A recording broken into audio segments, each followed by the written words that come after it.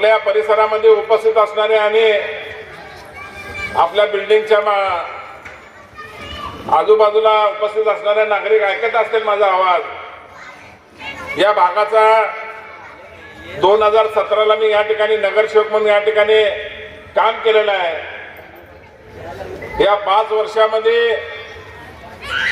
जे वसंत विहार स्पर्श हॉस्पिटल बसला जो या ठिकाणी पूल आहे, तो पूल या ठिकाणी अर्धा होता. त्या पूल हा पूर्ण करण्याचं काम सोलापूर महानगरपालिकेच्या माध्यमातून त्यावेळेला केला. आज तो मोठा पूल झालेला आहे. तो या ठिकाणी पहिलं काम मी या ठिकाणी ते केलेलं आहे. 11 रस्ते तत्कालीन पालकमंत्री आणि सध्याचे कृषी मंत्री दत्तामामा भरणे पालकमंत्री असताना 11 रस्ते या गुलमोहर म्हणजे वसंत विहार परिसरामधले रस्ते या ठिकाणी आम्ही केलेले आहोत. त्याचबरोबर आपल्या या भागातील कोरोनाच्या काळामध्ये ज्या वेळेला अडचणी होत्या त्यावेळेला सुद्धा या भागामधल्या अनेकांचे मला फोन आले. त्यावेळेला मी या ठिकाणी पॅराग्लायडिंग करून या ठिकाणी सोय करण्याचं काम मी त्यावेळेला केलेलं आहे.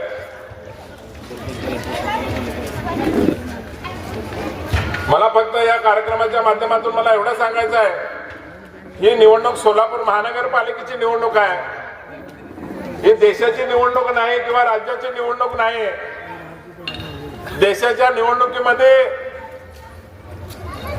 नरेंद्र मोदी यांना पंतप्रधान करण्यासाठी देशाचा चेहरा होता, पण लोकांनी नरेंद्र मोदी यांना मतदान केलं आणि या देशाचा पंतप्रधान या ठिकाणी केलं. लक्षात ठेवा. त्यानंतर या महाराष्ट्राच्या निवडणुकीमध्ये या 3 पक्षाचं या ठिकाणी सरकार आलं. मग या ठिकाणी भारतीय जनता पार्टी असेल, एकनाथ शिंदे यांची शिवसेना असेल, अजितदादांची राष्ट्रवादी असेल, या 3 पक्षाला या ठिकाणी या महाराष्ट्रामधल्या सर्व जनतेने या ठिकाणी कौल दिला आणि एक मुख्यमंत्री आणि 2 उपमुख्यमंत्री अशा पद्धतीचं या ठिकाणी सरकार या ठिकाणी झालं. त्यानंतर या राज्यामध्ये 29 महानगरपालिकेच्या निवडणुका या ठिकाणी लागल्या. या 29 महानगरपालिकेमध्ये सोलापूर महानगरपालिकेची निवडणूक लागली आणि सोलापूर महानगरपालिकेची जसंही निवडणूक लागली, या सोलापूर महानगरपालिकेमध्ये तुमचा नगरसेवक कोण पाहिजे, कोणता चेहरा पाहिजे ही ठरवण्याची वेळ या ठिकाणी आलेला आहे. आणि ते 15 तारखेच्या मतदानाच्या दिवशी त्या ठिकाणी तुम्हाला घड्याळाच्या चिन्हासमोर बटन दाबून तुमचा आवडता नगरसेवक तुमच्या दारामध्ये काम करून घेणारा म्हणजे तुमच्या घरापर्यंत येऊन या ठिकाणी काम करणारा नगरसेवक तुम्हाला पाहिजे असेल तर या ठिकाणी सोलापूर शहरामध्ये मी जरी या प्रभाग 5 मधून जरी निवडून आला असेल तर मी अख्ख्या सोलापूर शहरामधल्या लोकांचं काम करायची हिंमत ठेवणारा मी या ठिकाणी नगरसेवक आहे. मी या कार्यक्रमाच्या माध्यमातून तुम्हाला सांगतो, कोणतंही काम सोलापूर शहरामधलं असू द्या, नागरिक सुविधाचा असू द्या, आरोग्याच्या संदर्भातला असू द्या, हे काम या ठिकाणी करण्याचं काम मी सातत्यानं माझ्या कार्यालयाच्या माध्यमातून लोक जनता दरबार या ठिकाणी आठवड्यातून एकदा घेतात, परंतु माझा जनता दरबार दररोज जनता दरबार असतो. सकाळी 10 ते दुपारी 1 वाजेपर्यंत माझा जनता दरबार कायमस्वरूपी असतो. लोक आठवड्यातून एकदा जनता दरबार घेतात, परंतु तुम्ही सर्वांनी निवडून दिलं. त्यानंतर बघितलं असेल तुम्ही या भागातील कॉन्क्रीट रस्ते असतील, ड्रेनेजचा विषय असेल, या भागात येणारा हा नाल्यावरचा मोठा पूल असेल, या सर्व समस्या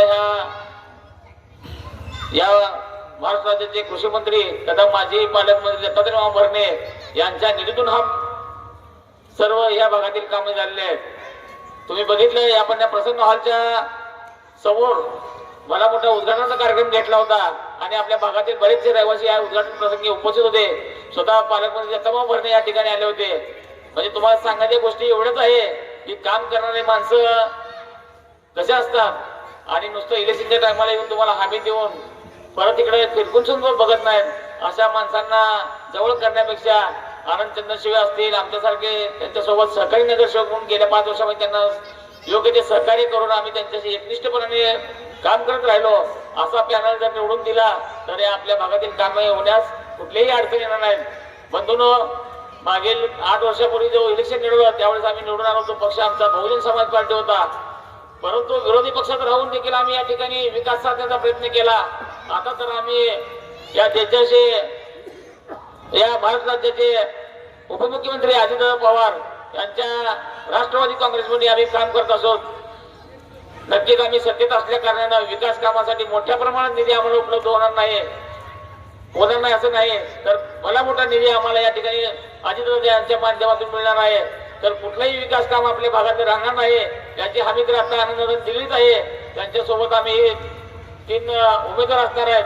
तर येणाऱ्या 15 तारखेला आपण मागील कार्यकाळ बघून इथल्या कामात विकास कामाचा जो आम्ही लेखाजोखा आपल्यासमोर मांडलाय तो डोळ्यासमोर ठेवून आम्हाला परत एकदा आपल्या भागातील सेवेची संधी करण्यासाठी नव्या उमेदीने आम्हाला एकदा परत 15 तारखेला घड्याळाच्या चिन्हासमोरलं बटन दाबून मोठ्या बहुमताने निवडून द्यावं एवढीच या ठिकाणी आपल्या सर्व बंधू भगिनींना विनंती करतो आणि थांबतो.